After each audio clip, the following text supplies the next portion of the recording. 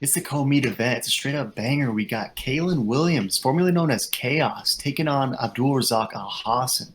Williams just impressed in his debut against Alex Morono, aka the Great White, and he smashed him. I mean, it was over in about 30 seconds. He came in as an underdog and straight up flatlined the Great White. So that was pretty impressive. But he's taking on Abdul Razak Alhassan, who has had an interesting ride for sure. He was initially on a tear in his UFC career, and then had a long layoff. But before that layoff, he had some impressive wins, and he absolutely steamrolled Nico the Hybrid Price. So a great win there. He did just return though and lost to Manir Laziz despite being a big favorite. Odds makers have Al Hassan as a big favorite again in this one. Who you got? Yeah, this is going to be an absolute banger of a fight.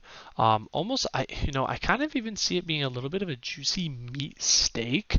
Having, the Ox fighter as the underdog. He's been on a tear.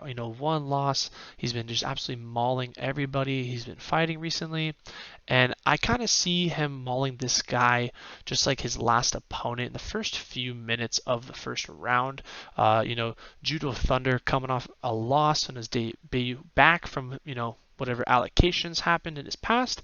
And it kind of seems that maybe that affected him, kind of drained him out. We don't know if he's full in anymore like he was when he was an absolute killer back in the day when he was fighting very consistently. But yeah, I'm gonna have to go with the Ox Fighter. Especially as an underdog, it's pretty juicy value, and that's what I'm going for. Yeah, he's a plus 190 dog. I definitely think it's a juicy meat value steak for sure. And going against Al Hassan, who, like you mentioned, was on a tear, but when he came back most recently, he was unimpressive. His cardio didn't look too great.